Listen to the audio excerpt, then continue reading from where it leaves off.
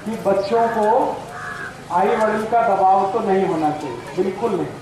उनका स्वतंत्र मत है, वो आई वडील को स्वीकार करना चाहिए। बच्चों के ऊपर आई वडील अपना मत थोपते हैं ना, बहुत त्रासदायी होता है। जैसे आई बोलती है कि तुझको डॉक्टर होने का, वडील कहते हैं नहीं इंजीनियर होने का, फिर काका बोलता है नहीं साइंटिस्ट होने का। अब वो बेचारा एक है, कैसे इंजीनियर, कैसे डॉक्टर, कैसे साइंटिस्ट होने का। आई वडील की समस्या ये है कि जो अपनी जिंदगी में वो हो नहीं पाए, वो अपने बच्चों को करवाना चाहते। तो ये मत उनके ऊपर मत डालिए, उनको स्वतंत्र रूप से अपना फैसला करने दीजिए। एक दूसरा, आप जब बच्चों को स्कूल भेजते हैं, शाला भेजते हैं, तो स्कूल और शाला का चुनाव ऐसा करिए जहां पर होमवर्क ना दिया जाए, क्योंकि होमवर्क देने से बच्चे बिल्कुल खराब होते हैं। ऐसे हो जाते हैं जैसे गधे होते हैं, गधा होता है गधा, उसके ऊपर बोझा लादते जाओ लादते जाओ लादते जाओ, तो बोझा तो लेके जाता है लेकिन उसका अपना मेंटल डेवलपमेंट बंद हो जाता है। तो जो बच्चे ज़्यादा होमवर्क करते हैं, क्लास का भी होमवर्क है, ट्यूशन का भी होमवर्क है, फिर आई बाबा का भी होमवर्क है, उनका जिंदगी नरक हो जाता है। और इतना होमवर्क कर करके वो जिंदगी में कुछ कर नहीं पाएंगे, क्योंकि जो होमवर्क में उनको सिखाया जा रहा है वो जीवन में काम नहीं आएगा। तो इसलिए कोशिश करिए कि स्कूल ऐसा हो, शाला ऐसी हो जहां होमवर्क ना मिले। और अगर ज़्यादा होमवर्क वो दे रहे हैं तो शाला के जो टीचर हैं उनको आप ये शिकायत करिए कि हमको जास्ती होमवर्क नहीं होना। तो वो कहेंगे अपने बच्चे को निकाल लो, तो निकाल लेने का, और वो जो नगर परिषद का स्कूल है ना उसमें भर्ती करने का, जिला परिषद के स्कूल में भर्ती करने का। फिर आप कहेंगे वहाँ पे पढ़ाई नहीं होती, कुछ कम पढ़ाई होती है, लेकिन वहाँ के बच्चे ब्रेन से बहुत तेज होते हैं। मैं आपको भारत के पूर्व राष्ट्रपति अब्दुल कलाम की माहिती देता हूँ। वो जिला परिषद के स्कूल में पढ़े, स्कूल गांव का था तो ग्राम पंचायत के स्कूल में पढ़े, बाद में जिला परिषद के स्कूल में पढ़े, फिर नगर परिषद के स्कूल में पढ़े, कोई कॉन्वेंट स्कूल में नहीं पढ़े, और वो भारत के इस समय सबसे बड़े वैज्ञानिक हैं। मेरा आपको ये बताने का है कि पढ़ाई से वैज्ञानिक होने का कोई संबंध नहीं है। वैज्ञानिक होने का संबंध माइंड से है।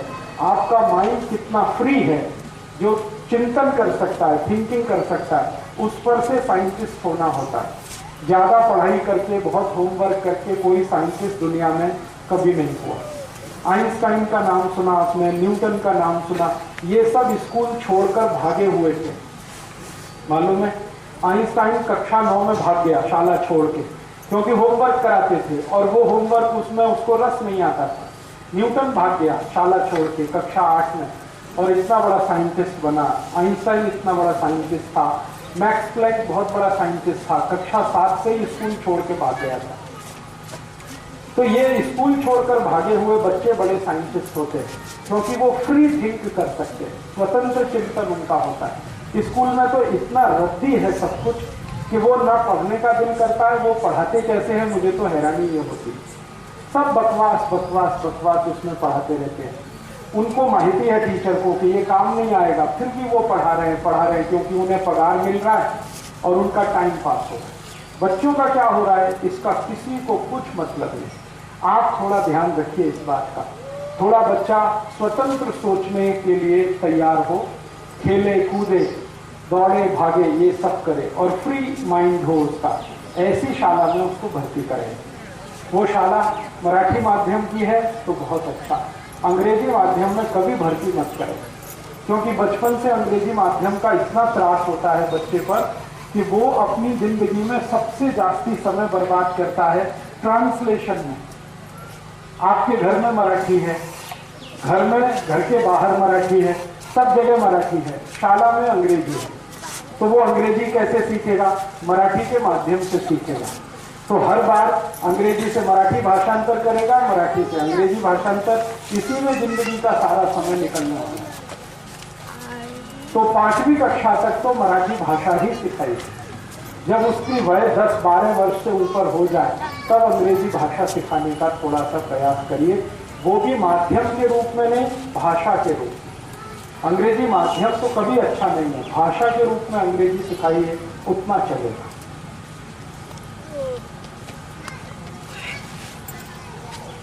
स्पर्धा में कभी मत लाइए अपने बच्चों को, और अपने बच्चों से किसी का कंपटीशन मत कराइए। जैसे कई बार आप बच्चों को बात करते हैं ना, तो किसी का उदाहरण देते हैं, देखो उसका 90% अंक आता है, 90%, तुम्हारा 70% आता है। ये बात कभी भी उसके सामने मत करिए। क्यों नहीं करें? हर एक बच्चा अपने आप में यूनिक है, विशेष है। जिसका 90% मार्क्स आता है ना, उसकी जिंदगी की दूसरी बहुत सारी बातें हैं जो नहीं मालूम है, और आपके बच्चे को जिसको 50% आता है उसको मालूम है। जैसे आपका बच्चा है, उसको ज्ञानेश्वरी माहिती है, लेकिन जो 90% वाला उसको माहिती नहीं ज्ञानेश्वरी क्या है, तो उसकी कुछ विशेषताएं हैं। इसलिए दो बच्चों का आपस में कभी भी कंपैरिजन मत करिए, तुलना मत करिए, और एक दूसरे बच्चों को इससे प्रेरित मत करिए, उसका इतना आता है तो तुम्हारा आना चाहिए, बिल्कुल नहीं आना चाहिए। उसका जितना आता है उतना ठीक है। आप कभी भी उसको ऐसे करके मत टोकिए कि उसका इतना आया तुम्हारा इतना कम आया, वो तो इतना नंबर लाया तुम्हारा इतना कम, कभी मत करिए।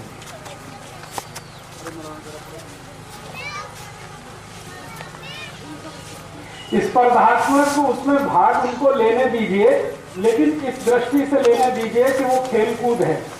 ये नहीं कि उसमें उसको मेडल मिले या उसको ट्रॉफी मिले, मिले तो ठीक है, नहीं तो उस पर दबाव नहीं होना चाहिए। जी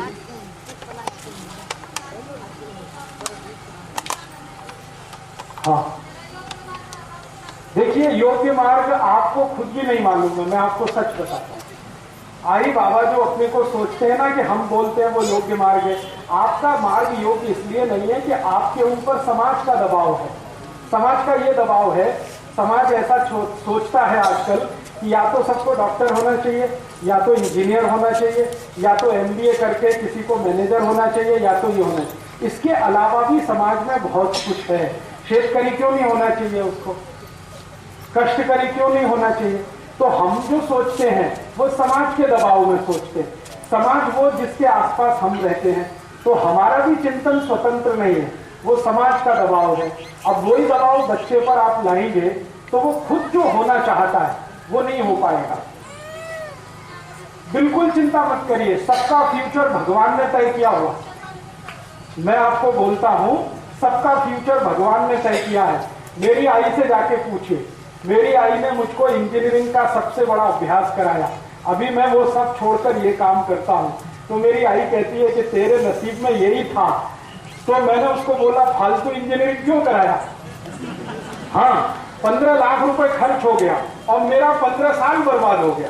मैं 15 साल को बर्बाद नहीं करता और मान लो भजन कीर्तन करता, मान लो तात्या जी के पास आ जाता, मैं भी कुछ सीख लेता, 15 साल में तो 15,000 सभाएं होती कि नहीं, और 1 लाख कार्यकर्ता होते। तो सबका नसीब, सबका भविष्य भगवान का तय किया हुआ है और उसके आगे कोई चल नहीं सकता। तो आप ये चिंता मत करिए, आप सिर्फ इतनी चिंता करिए कि आप आई वडील होते हुए उसको ज्यादा से ज्यादा क्या सुविधा दे सकते हैं। जैसे उसको भूखा नहीं रहना, उसको बिना पंखे के नहीं रहना, उसको तकलीफ होती है तो उसके लिए कूलर अगर चाहिए तो व्यवस्था किया, पंखा चाहिए तो व्यवस्था किया, उसको कुछ पुस्तक का आवश्यकता है तो व्यवस्था किया, उसको खेलने को बैट बॉल चाहिए तो आपने ये सुविधाएं उसको चाहिए, उस पर आप आई बाबा बात करिए। उसको करना क्या है उससे पूछिए, थोड़े दिन में वो खुद ही बताएगा मुझे ऐसा करना, मुझे ऐसा करना, मुझे ऐसा करना। अभी आपके दबाव में वो अपनी इच्छा दबा के बैठा है। वो कहता आई बोलती है डॉक्टर होना, तो वो भी कहेगा हाँ हाँ डॉक्टर होना। बाबा कहते हैं इंजीनियर होना, हाँ ठीक है इंजीनियर होना।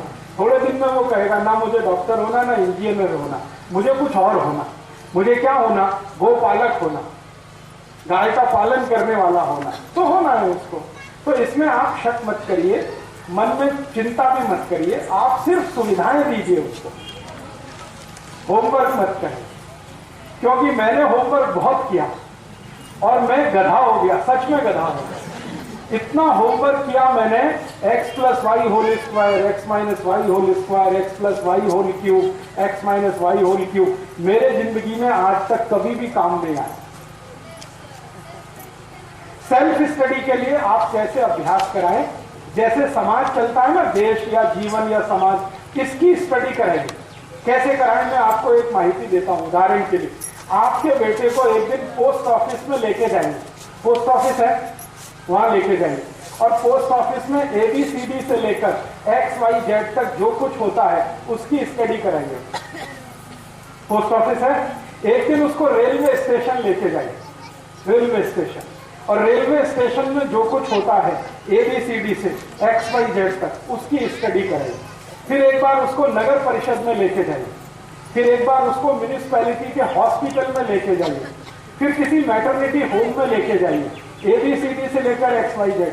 फिर किसी दिन उसको गौशाला में लेके जाइए, किसी दिन उसको कोई ऐसी जगह लेके जाइए जहां पर मंद बुद्धि बच्चों की शाला चलती है, या जहां पर मेंटली रिटार्डेड बच्चों की, ऐसी जगहों पर ले जाकर स्टडी कराइए। ये जो स्टडी वो करेगा, इसमें से उसके रास्ते खुलेंगे। ये जो क्लास की स्टडी है ना, ये दुनिया की सबसे खराब स्टडी। जो हम पढ़ते हैं वो दुनिया का कोई बच्चा नहीं पढ़ता, ना फ्रांस में, ना जर्मनी में, ना स्वीडन में, ना स्विट्जरलैंड में, ना डेनमार्क में, ना अमेरिका में। हमको जो पढ़ाया जाता वो कोई नहीं पढ़ता दुनिया में। हाँ, सर्टिफिकेट के लिए इतना ही पढ़ाइए जितना सर्टिफिकेट मिलने के लिए आवश्यक है, इससे ज्यादा नहीं। उतना ही पढ़ाइए, ज्यादा ज्ञान उसको दीजिए, वो समाज का दीजिए, परिवार का दीजिए, दुनिया का ज्ञान दीजिए। वो ज्ञान उसके जीवन में जरूर काम आएगा और उसमें से उसके रास्ते भी निकल आएंगे। सर्टिफिकेट की एजुकेशन बिल्कुल बेकार की है, उसमें नॉलेज कुछ भी नहीं है। समाज मान्यता उतनी ही है जब तक आपके बेटे में ज्ञान नहीं है। मैं आपको एक माहिती देता हूं, हिंदुस्तान में जिन लोगों को ज्ञान हो जाता है उनकी डिग्री कोई नहीं पूछता। जैसे मैं आपको नाम लेके कहूं, संत ज्ञानेश्वर की डिग्री आपने पूछी, आपके घर में संत ज्ञानेश्वर की फोटो है तो आपने क्यों लगाई? डिग्री माहिती है आपको उनकी, फिर फोटो क्यों लगाई? उनको तो कोई डिग्री नहीं। समर्थ गुरु रामदास की डिग्री पूछी आपने, छत्रपति शिवाजी महाराज की डिग्री पूछी, संभाजी महाराज की डिग्री पूछी, टुकड़ो जी महाराज की डिग्री, किसी की डिग्री हम नहीं पूछते, क्योंकि हम उनके ज्ञान को पूछते। जब ज्ञान की पूजा होती है तो डिग्री बेकार हो जाती है। डिग्री तब तक पूजी जाती है जब तक किसी का ज्ञान आपको पता है। किसी सामने वाले आदमी के बारे में जब आपका परिचय कराया जाता है कि ये व्यक्ति है, मान लीजिए XYZ उसका नाम है और ये IIT से M.Tech किया हुआ है, तो तब तक के लिए महत्वता है जब तक आपको उसके ज्ञान की माहिती नहीं है। जैसे ही आपको उसके ज्ञान की माहिती हो जाती है वो डिग्री उसके लिए बेकार हो जाती है। दुनिया में किसी की भी पूजा हुई है, समाज ने किसी को भी महान बनाया है बिना डिग्री के भी। आपको और एक माहिती दूं, इंदिरा गांधी की डिग्री माहिती है? किसी को माहिती है? आप में से किसी को माहिती है इंदिरा गांधी की डिग्री क्या थी? 8वीं कक्षा में फेल। इंदिरा गांधी रविंद्रनाथ टैगोर के स्कूल में पढ़ती थी, गुरुकुल में। 8वीं में 2 बार फेल हुई और वो भारत की 17 वर्ष पंत प्रधान रही। 17 वर्ष। अगर डिग्री से देखा जाए तो इंदिरा गांधी इस शाला में क्लर्क नहीं हो सकती, सिपाही नहीं हो सकती। ये जिस शाला में आप बैठे हैं ना, यहाँ सिपाही होने के लिए मिनिमम क्वालिफिकेशन 12वीं पास है। इंदिरा गांधी 8वीं फेल थी और 17 वर्ष इस देश की राष्ट्रपति, प्रधानमंत्री, पंत प्रधान। इंदिरा गांधी की कोई डिग्री नहीं पूछता है, उसने जो किया उसको सब पूछते हैं। दुनिया में अगर आप अपने बच्चे को महान देखना चाहते हैं, जिसको सब पूछे, तो उसकी डिग्री पे चिंता मत करिए, उसके ज्ञान की चिंता करिए। ज्ञान हमेशा डिग्री से बड़ा होता है। डिग्री कोई महत्व की नहीं है जब ज्ञान बड़ा होता है। ये सारी दुनिया में होता है?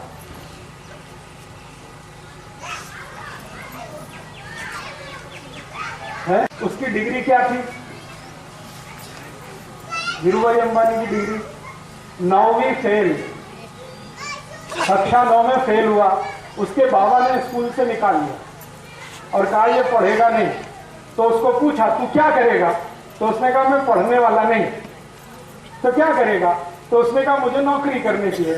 तो ठीक है, तो उसके बाबा के एक दोस्त के पेट्रोल पंप पे उसको नौकरी के लिए रखा, धीरू भाई अंबानी को। तो पेट्रोल भरता था वो गाड़ियों में। एक शहर है गुजरात में, जूनागढ़, वहां पे पेट्रोल भरता था। और वो पेट्रोल भरने वाला आदमी आज हिंदुस्तान में 3 लाख कोटी रुपए के एम्पायर का मालिक, जो 9वीं फेल।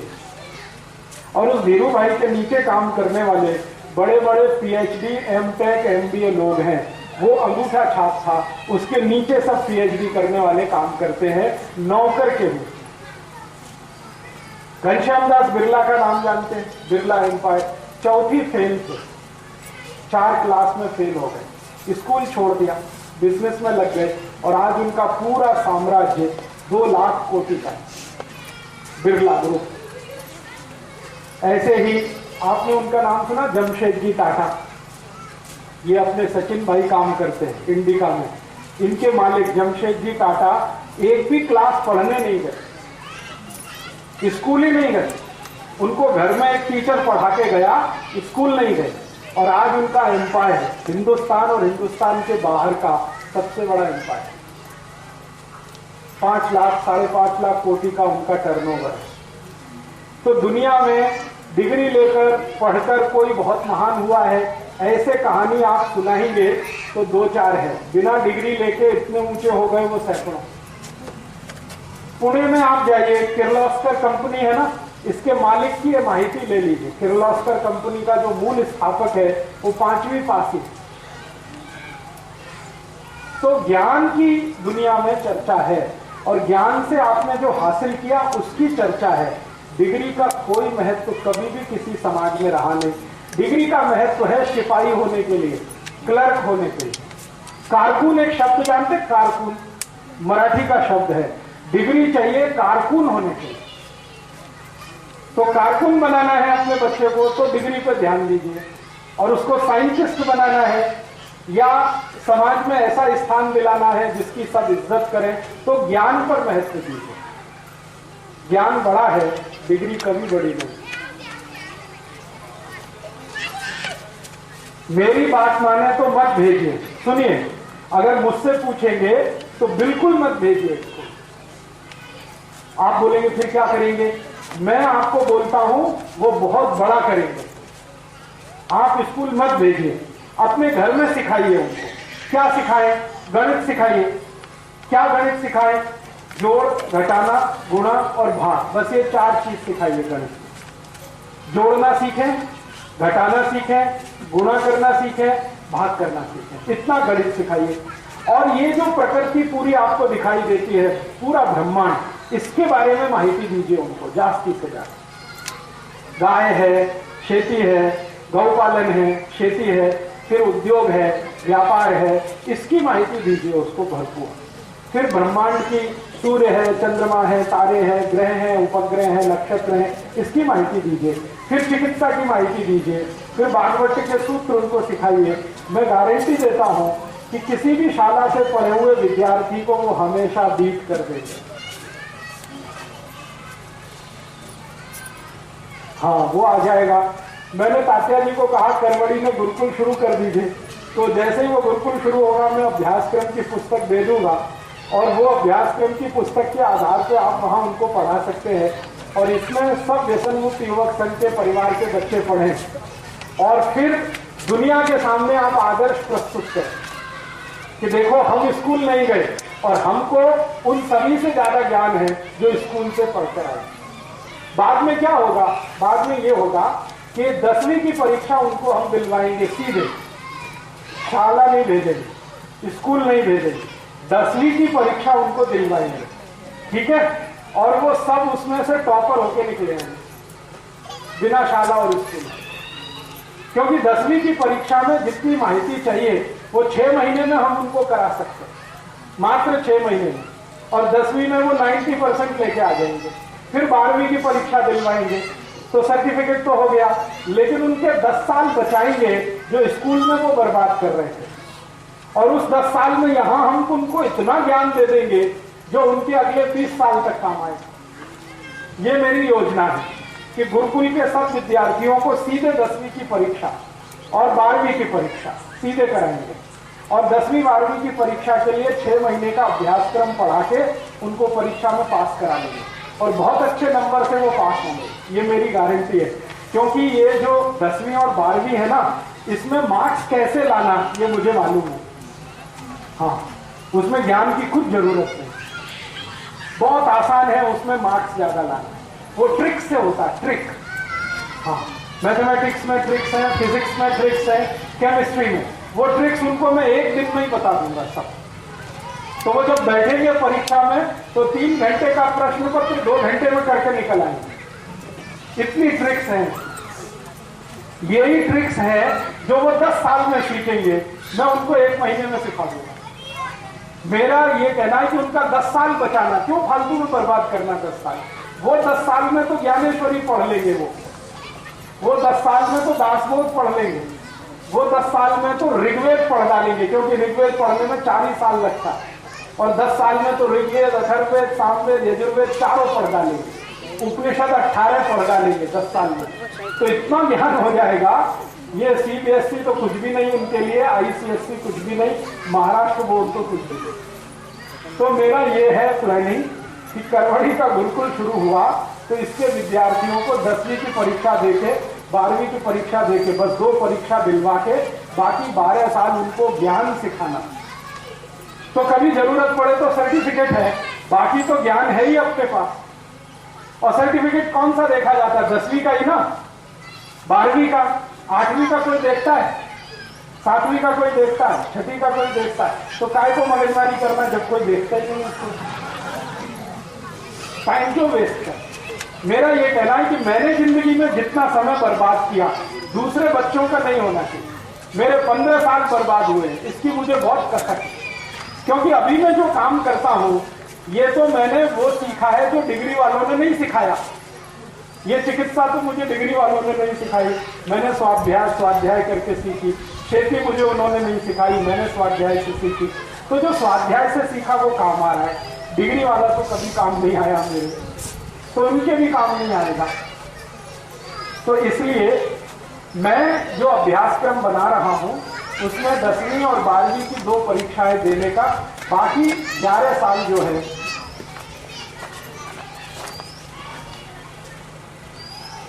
आप उसको जहां इच्छा हो शाला में भर्ती कराओ, और वो बोलती है शाला अच्छी नहीं तो बाहर निकालो, फिर उसको करवड़ी भेज दो। गुरुकुल अभी शायद अगले साल से शुरू हो जाएगा। थोड़ा उसकी बिल्डिंग बनवा दो भाई लोगों, जिंदगी का थोड़ा पैसा निकालो। सब लोग 10-10 टका पैसा निकाल के करवड़ी का गुरुकुल बना दो। बोलो।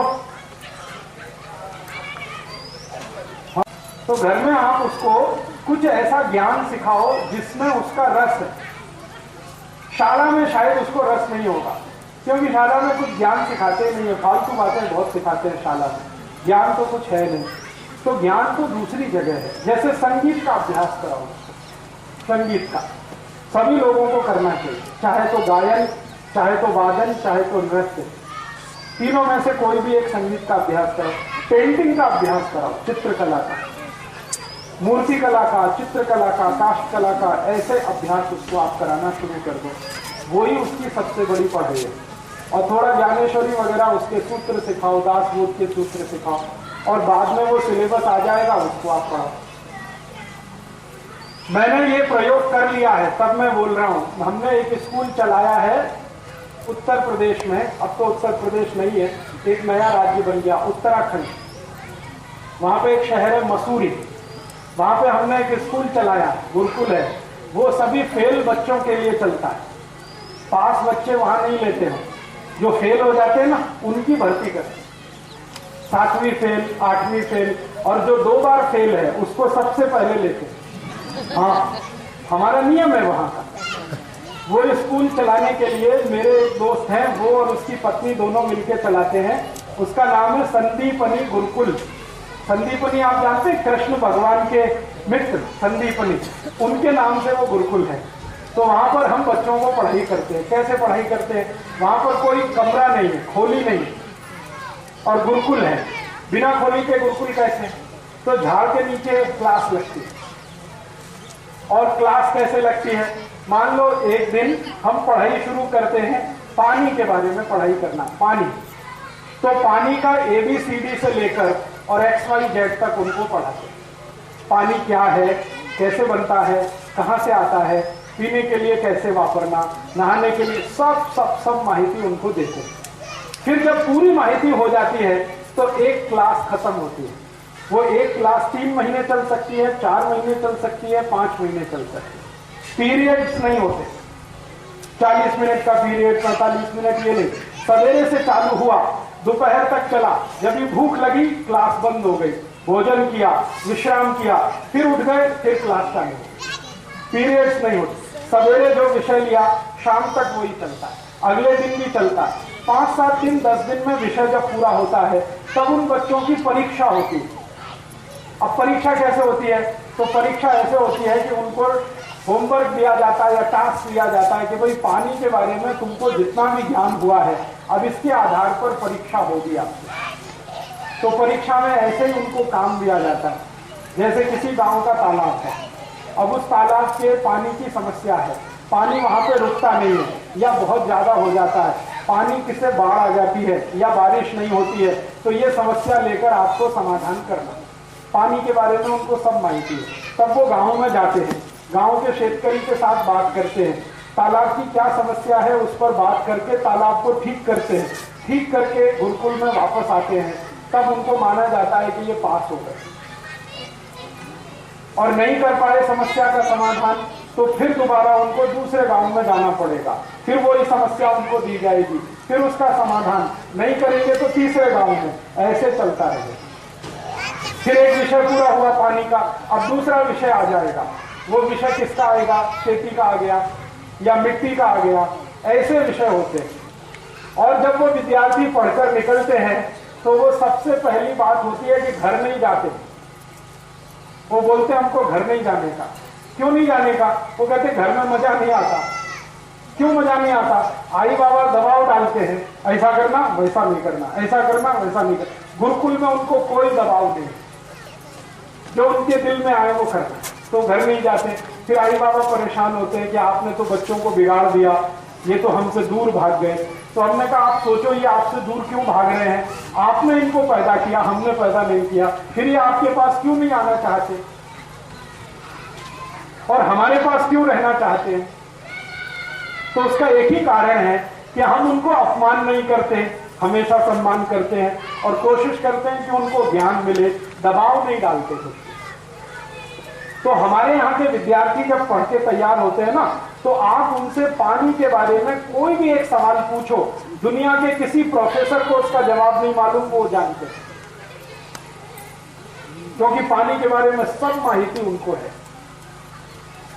अब पानी के बारे में माहिती है तो पानी की समस्या जब भी देश में आएगी उसका समाधान वो करेंगे। ऐसे ही हम उनको जंगल में लेके जाते हैं तो जंगल में उनको अभ्यास दिया जाता है। देखो झाड़ है, हाँ है, ये झाड़ देखो कौन सा है, ये झाड़ ऐसा है, ये झाड़ ऐसा। फिर इस पर देखो पक्षी कौन सा बैठा हुआ है, ये पक्षी इस झाड़ पर, वो पक्षी इस झाड़ पर। फिर पक्षियों का अभ्यास कराते हो, कौन सा पक्षी किस झाड़ पर बैठता है, इसी पर क्यों बैठता है, दूसरे पे क्यों नहीं जाता, वो पक्षी कब सुबह निकलता है, कब शाम को वापस आता, संपूर्ण माहिती उनको हो जाती है।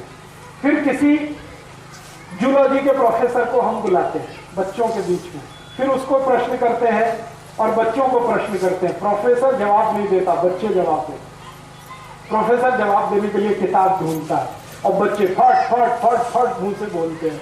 तो वो कहता है कि ये तो मेरे भी गुरु है, वो भाग जाता है प्रोफेसर, क्योंकि उसको पुस्तक का नॉलेज है, इनको जिंदगी के सामने से आया हुआ नॉलेज। ऐसा अभ्यास। अब ये अभ्यास करने के बाद ये बच्चे पता है क्या करते हैं, ये जैसे निकलते हैं हर जगह इनको बुला लेते हैं सरकार के लोग। आपको सुन के ताज्जुब होगा, ये हमारा स्कूल 10 साल से चलता है। 10 साल में लगभग 1340 बच्चे वहां से निकले पढ़कर। एक भी बेरोजगार नहीं है इस समय, एक भी बेरोजगार नहीं। सबके पास कम से कम 10 से 15 हजार रुपए मासिक की पगार वाली नौकरियां हैं, डिग्री किसी के पास नहीं।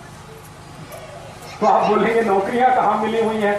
हार्बेरियम में नौकरियां हैं, म्यूजियम में उनको नौकरियां हैं, जहां पर जीवित हार्बेरियम और म्यूजियम होते हैं वहां पर उनको नौकरियां हैं, क्योंकि नॉलेज उनके पास है। और दुनिया में बहुत सारी नौकरियां नॉलेज बेस्ड हैं, डिग्री से उनका कोई संबंध नहीं। बहुत सारे इंजीनियरिंग किए हुए लड़के जब इनके प्लांट में आते हैं ना, टाटा इंडिका में, तो उनको नीचे वाले सिखाते हैं, पूछो, क्योंकि इनको ज्यादा माहिती है, जो आईटीआई पास है, डिप्लोमा पास है, और वो इंजीनियरिंग वाले उनको कुछ आता नहीं। असेंबली लाइन पे खड़ा कर दो तो गुड़ का गोबर कर देंगे। वो कार बनानी है उसको खड्डे में डाल देंगे। उनको अलग से सिखाना पड़ता है। क्यों सिखाना पड़ता है? डिग्री तो है, नॉलेज नहीं है, तो नॉलेज के लिए काम सिखाना पड़ता है, तब जाके वो काम करते हैं। तो जब नॉलेज देना ही पड़ता है तो शुरू से क्यों नहीं दे, बाद में देना है इतना टाइम वेस्ट करके? तो अपने को एक ऐसी शिक्षा पद्धति लानी है जो ज्ञान आधारित है, डिग्री आधारित नहीं। ज्ञान पहले है, डिग्री बाद में। मिले डिग्री तो ठीक, नहीं तो ज्ञान तो है अपने पास।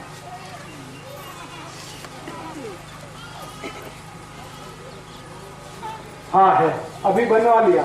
ऐसा नियम बन गया है कि सीधे 10वीं की परीक्षा देना, बीच में कोई परीक्षा देने की गरज ही नहीं। हाँ। नहीं, उनको 6 महीने में करा देंगे उतना। मुझे मालूम है प्रश्न क्या आने वाले हैं, वो तो मुझे मालूम है। अक्षर नंदन है, लेकिन अक्षर नंदन पे क्या है ना, हर साल परीक्षा दिलवाते हैं, और वो वही परीक्षा है जो सरकार में दे। हाँ, फिर 8वीं 9वीं 10वीं में करवाते हैं, लेकिन हमने तो वो भी नहीं किया है। और अक्षर नंदन में कोशिश वो करते हैं, लेकिन हम तो बिना खोली के ही पढ़ाते। खोली है ही नहीं हमारे गुरुकुल में, खोली है ही नहीं। बस ऐसे झाड़ हैं, उनके नीचे सब पढ़ाई होती है। क्योंकि खोली में पढ़ाई जो है ना, वो बहुत बकवास है। खोली में पढ़ाई कैसी होती है? बेंच है, सभी उस पर बैठेंगे, ठीक है। अभी क्यों बैठना बेंच पे, हमको माहिती नहीं, बच्चों को हम बिठाते हैं। बच्चों को बैठने का अभ्यास नहीं होता। अगर आप उनको जबरदस्ती बिठाएंगे ना, तो 10-20 मिनट में वो बोर हो जाएंगे। वो ऐसे करेंगे, वैसे करेंगे, ऐसे देखेंगे, वैसे, क्योंकि उनको ये अभ्यास नहीं है बैठने का। और आपने मार मार के बैठेंगे, डिसिप्लिन, अनुशासन, बैठ बैठ बैठ, तो बेचारा जो कूदने वाला आदमी है, भागने वाला आदमी है, उसको 6 तास पकड़ के बिठा दिया आपने, गोबर गणेश। अब क्या करेगा वो? हर एक टीचर आ, चुप, एक भी टीचर घुसेगा, चुप। अरे चुप क्यों रहना उसको भाई? वो तो बोलने के लिए पैदा हुआ है, चुप होने के लिए नहीं है। एक भी टीचर घुसेगा, चुप, कीप साइलेंट, चुप रहो, बात मत करो, आपस में बात मत करो। वो बात नहीं करेगा तो उसकी मैत्री नहीं होने वाली एक दूसरे से। तो हम ऐसे मूर्ख लोग हैं जो उनको उल्टी उल्टी बातें सिखाते हैं। और दुनिया के सबसे मूर्ख हैं टीचर, जो उनको सिखाने के लिए जाते हैं। खुद को कुछ माहिती नहीं है, बच्चों को जबरदस्ती वो सब करा। अभी देखिए एक और समस्या है, बेंच है ना, बेंच या क्लासरूम, तो वो कैसा है? ऐसे एक लाइन है, ऐसे एक लाइन है, माने वर्गाकार है या तो आयताकार, रेक्टेंगल है या तो स्क्वायर है। तो रेक्टेंगल है या तो स्क्वायर है, इसमें सभी स्ट्रेट लाइन है ना, ऐसे लाइन, ऐसे लाइन, ऐसे लाइन है। जिंदगी में क्लासरूम को छोड़कर कहीं भी स्ट्रेट लाइन होती नहीं, पूरे जीवन में नहीं है। कहीं बता दो मुझे, झाड़ स्ट्रेट लाइन है, पहाड़ स्ट्रेट लाइन है, नदी स्ट्रेट लाइन है, विहिर स्ट्रेट लाइन है, कैनाल स्ट्रेट लाइन है, कुछ भी स्ट्रेट लाइन नहीं है जीवन में।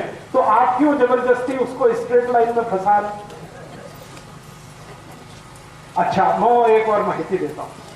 हमारे शहरों में बड़े बड़े फ्लैट्स हैं, अपार्टमेंट्स हैं, सब स्ट्रेट लाइन में है कि नहीं? अच्छा, गांव में कौन सी चीज स्ट्रेट लाइन में है? गांव की गली ऐसे है ना, है कि नहीं? और मैं आपको माहिती देता हूं कि जो लोग स्ट्रेट लाइन वाले अपार्टमेंट्स में रहते हैं, उनमें कभी भी प्रेम और भाईचारा हो नहीं सकता। और जो ऐसी ऐसी गलियों में रहते हैं वो सभी प्रेम और भाईचारे से रहते हैं। गांव में एक मीटिंग बुलानी है, सब लोग आ जाएंगे आधा घंटे में, शहर में बुला के देखो, और वो भी किसी अपार्टमेंट में बुला के देखो, कोई नहीं आएगा, क्योंकि स्ट्रेट लाइन एक दूसरे को काटती है, हमेशा काटेगी ही। इसलिए स्ट्रेट लाइन में गांव का कोई घर नहीं बनाया जाता। गांव के घर वैसे होते हैं जैसे झाड़, नदी, पहाड़ होते हैं। झाड़ टेढ़ा मेढ़ा है, घर भी टेढ़ा मेढ़ा है, नदी टेढ़ी मेढ़ी है, हमारी गांव की गली भी टेढ़ी मेढ़ी है। प्रकृति जैसी है वैसे गांव होते हैं। तो इसलिए गांव में प्रकृति जैसा प्रेम भाईचारा है, और शहर जो स्ट्रेट लाइन है वो प्रकृति के विरुद्ध है। इसलिए दुनिया के हर शहर में मारामारी और काटा काटी सबसे ज्यादा, और गांव में प्रेम और सद्भाव सबसे ज्यादा। तो हम बच्चे को कहां भेज रहे हैं? क्लासरूम में। वो स्ट्रेट लाइन है, सत्यानाश हो रहा है उसका, और रोज 6 घंटे मार मार के बिठा रहे, चुप बैठ, बात मत कर, इसको मत दे, उसको मत दे। उसके लिए आपने जेल बना दिया। स्कूल नहीं है, जेल है। और जब छुट्टी होती है ना, कैसे भागते हैं बच्चे, जैसे जेल से छूटे। पूछो ना इन बच्चों को, क्योंकि उनको 6 घंटे त्रासदायक आपने पकड़ के रखा है। बेचारे वो बैठना नहीं चाहते, वो तो खेलना कूदना उछलना सब उनका काम वही है। आपने पकड़ के बिठा लिया, फिर 6 घंटे बाद टन टन टन टन घंटी ऐसा तेज भागेंगे जैसे जेल में से भागे हैं। और किसी भी बच्चे के दिल को पूछो, कल शाला जाने का है? नहीं जाने का। क्यों नहीं जाने का? त्रास है उसको, मानसिक त्रास है। आप घर में देखो, बच्चे स्वतंत्र हैं, खेल कूद करते हैं, इधर उधर भागते हैं, सो जाते हैं, खा लेते, पी लेते।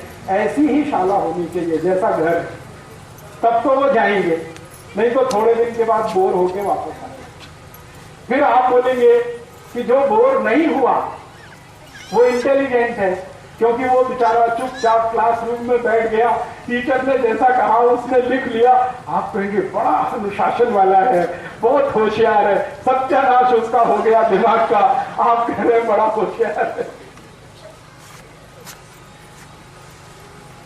बच्चों का स्वभाव बिल्कुल वैसा होता है जैसे गाय के बछड़े का।